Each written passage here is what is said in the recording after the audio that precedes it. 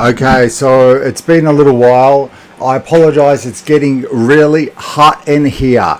I want to take off all my clothes, but I don't know if I should do that because, it would be really bad and this may be seen by children.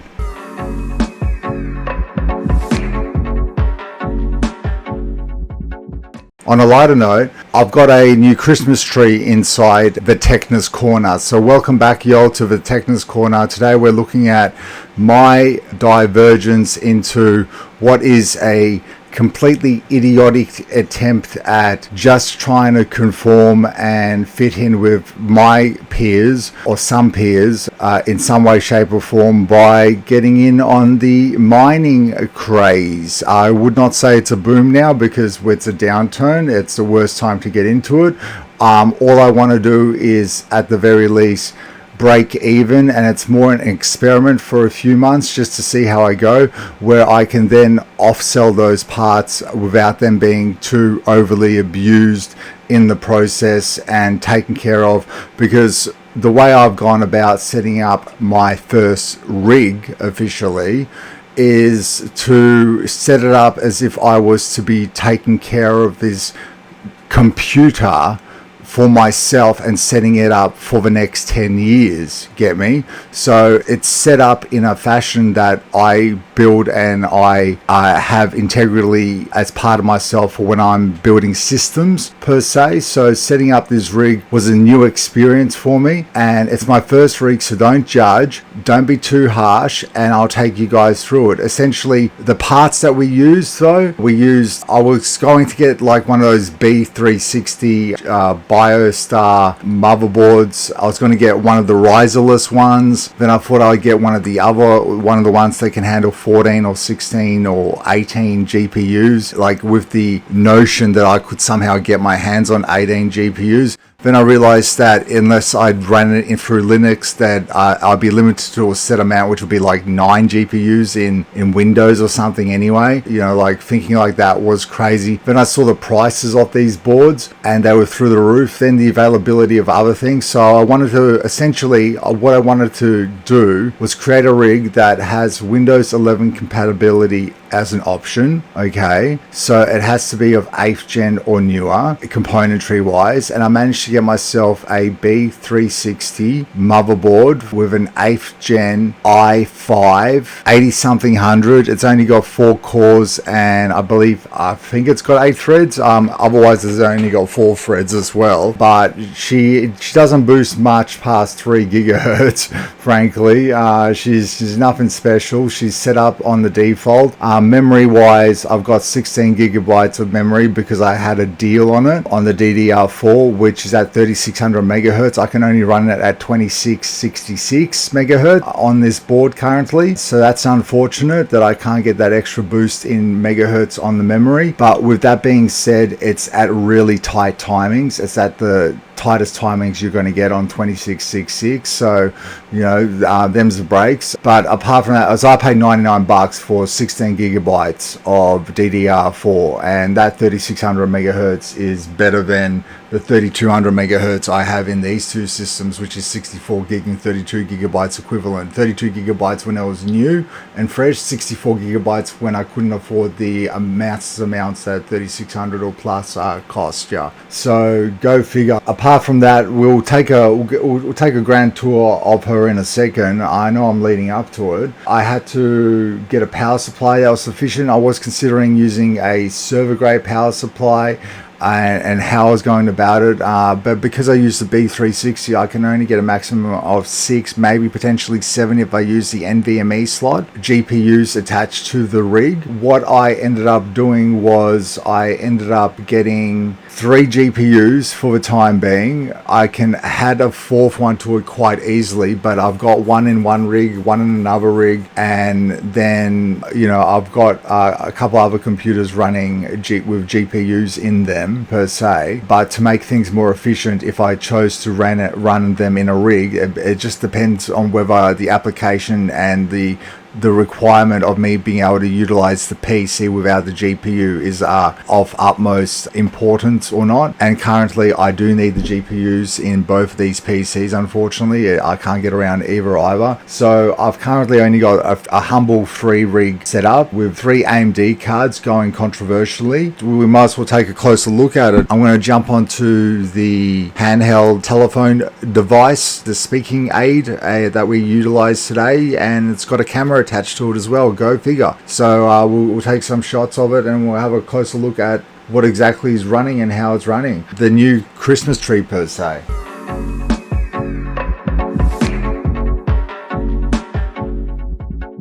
Okay, so I've got an AMD card in here currently, which I could chuck onto the rig if I could get away with running this PC. Unfortunately, it's my gaming PC. This is my productivity PC per se, and I work on that side, I game on that side, and vice versa, and they're interconnected and integrated together. So without the GPUs per se in both of them, they're sort of utterly useless to an nth degree, even though the processors are highly valued commodities regardless. Okay, with that being said, we'll have a closer look over here. And we've got, what we've got is we've got the keyboard over here in case we need it.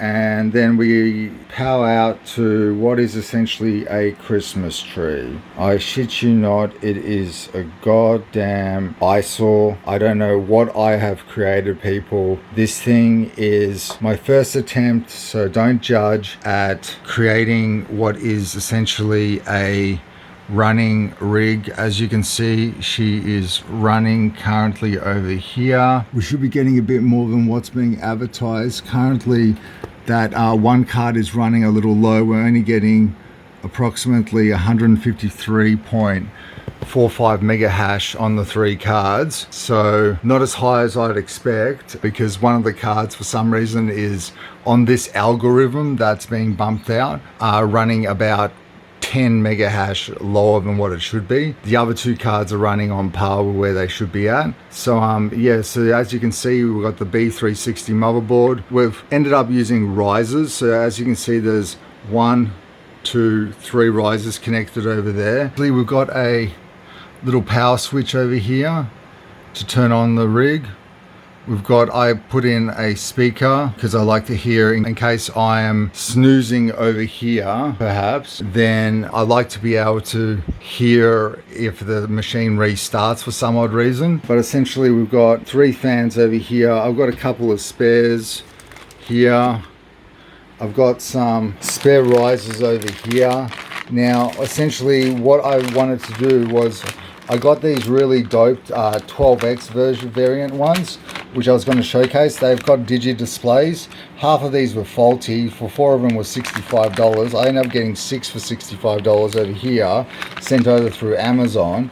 But these digi displays, they got temperature in Fahrenheit or Celsius, completely blacked out. Really what looks like good capacitors in that. And 2 of them were faulty. And I was just having nothing but trouble with them. So then I flipped them over to the El Cheapo 9X variants, and yeah, haven't looked back. If you have a closer look, it's got a different type of locking mechanism. So I'll pop this down for a second. So as you can see, the 12X variant, it's got that latch there, and it's got metallic sort of support structuring. And this unfortunately has got the old school clip here, and it's just got a, you know, you have to sort of jimmy it in like that. They both run off PCIe. This one's got a Molex adapter to it. This one, they've already circumnavigated the fact that Molex is obsolete, and you've got your PCIe connection there, as well as a connection there with your USB 3. But as you can see, at the very least, you do have a digi display attached to this one, and this one you don't have that option, but the capacitors look solid enough as it is, so I can't complain too much. And come to think of it, I know they've got the ratings as well. But like I said, so I'm curious whether the gentleman was meant to give me a refund per se of a set amount in British pound, which would have equated to the figure of half the amount essentially. But was I asked him to send me out 2 more, and I'd be an avid customer of these. I think I got like a bad batch version of it, because risers tend to stuff up. Like you'll get like 1 in every 10 will be bad, you know. This is from my understanding. 1 in every 6 if you're unlucky, but 2 out of 4, that's just ridiculous, guys. And I you know what I mean? So I ended up having to wait, because of the Christmas period, a month for those risers to arrive. These ones I went through Amazon. I've only had bad things with Amazon. This time I said stuff it. Amazon, you know, I'm making a wish, Amazon. Check it, please. Overnight, please. Same day, please. $65, $10 more, please. Do it. They arrived, they worked. They were in stock. I couldn't believe it. Everything came. It managed to arrive from, I believe, the Amazon warehouse in Sydney, same day, okay. Ordered in the morning, arrived at 9:30 at night, okay. And the other ones took from Sydney, took about 23 or 4 days to arrive because of Christmas, COVID, strikes and things like that. So on the other hand, we've got ourselves more on the digi display in a second. It's nothing special. So we've got ourselves a power supply. Just by general use, just for a short period of time, we've already got a little bit of dust accumulating on what is a guard here as well, and it's quite prevalent, okay guys. So we've got ourselves a 1200 watt power supply here to power this beast. It's running off an SSD, which is just a 120 gigabyte Kingston. I did grab a 240 Crucial as well. This board can handle running off an NVMe, which is what I might actually have it run off in the end. Eventually, we shall see. We do lose one of the ports potentially, which can also be utilized and doubled up as a port with a adapter to a riser for an NVMe slot to run a GPU through it if necessary. So this board can effectively run, in theory, 7 GPUs, you know. So I got that secondhand. I got the chip secondhand. I also bought this 6 GPU rig for $50 when they are, you know, about $120 or something. Got that made up for me. The fans all cost me about $4 each. They were the cheapest fans I could get, and I had a choice between red, blue, green. So I ended up going with the reds because I had a feeling that I was coming back with what are essentially some red devils. And that's what we're running. We've got a couple of 6700 XTs and one 6900 XT. That 6900 XT should be pulling over 65 mega hash, while these two are pulling 46 to 47 mega hash a piece on the algorithm. So I don't know what's going on with this 6900 currently, because currently it's hitting about 59. I've checked all the specs and I've checked everything. Running very cool. They could be running stronger, but there's no parameters that I haven't checked, okay guys. I am a novice at this, but understand when it comes to overclocking instead of undervolting, or overclocking as you guys call CFID. We've got a little Raspberry Pi screen here, by the way, guys. So that's what that is. And essentially, yeah, that's my rig. She does get toasty, but essentially this heat gets blown out by these fans and gets taken out and goes straight out of this room, or I circulate it by taking this fan and pretty much aiming it straight as the heat goes towards the fan goes straight out the window over there, and it doesn't even hit me, which is facing this over here. But I try to minimize everything. For example, I've got these all undervolted. I've got them all on the minimum amount of wattage that is applicable before any hash rate is diminished. And that's pretty much on complete and utter zero and zero tolerance. So I've got it all working with AMD Radeon software. If I had any other card, a mismatch, I'd have to use MSI Afterburner or some equivalent. But I've managed to get all 3 of them registered and running on Radeon software, and you get the best sort of control with these cards when it comes to what exactly is available through them, unless you do an aftermarket BIOS. So they all have dual BIOSes attached to them, and I've got them all on the overclocked variant of the BIOS, even though silent is just as deadly depending on how you set them up. It doesn't really matter. I don't like to have stagnant fans. As you can see, they're all operational, okay, so that it keeps them cool.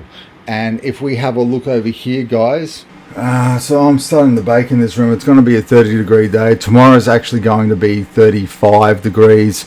But if we have a look over here, so understand that I haven't got it running at its peak performance per se. Red is running at 47 degrees. And he's only pulling 11,520. According to this, I'm only hitting 25,344, which is $16.49 a day. This is Australian dollars, mind you.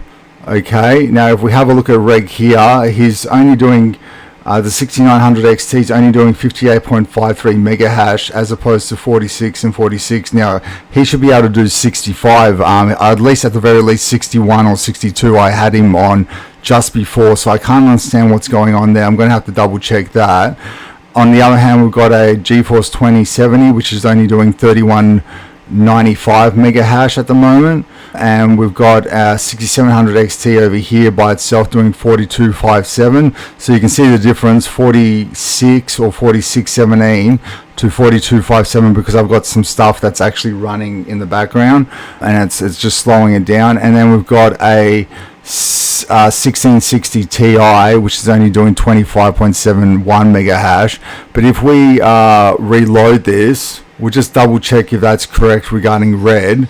So red's doing 13248 BTC or Satoshi, 13248 Satoshi 24 hours. Now that should actually be closer to 1700 or 1800, frankly. I don't understand why that's so low. What we'll do is we'll have a double up. We'll double up here. So here we can see that we've got a figure of 19,849 on this rig per se. So that's a little bit a bit better forgiving. I would have to admit. So we'll drop that there. Yeah, y'all. So essentially that's been a little bit of a journey. I could have got all the parts, boxes, and set it up and shown you guys. If you have any questions, you're interested in how it is, it's just my first rig, something a little bit humble. I'm curious as to how it'll go over the next couple of months, whether I'll see any sort of a return regarding the coins that I choose to mine or not. It might have just been worth it taking that money and investing in the coins themselves when they were buying low and selling high, and just gotten into the exchange itself and looked at the graphs and the status quo per se. It may have been a better option, or gotten someone to do it upon my behalf and just pay them a commission. But I wanted to get my hands a little bit dirty, so we've made our first rig.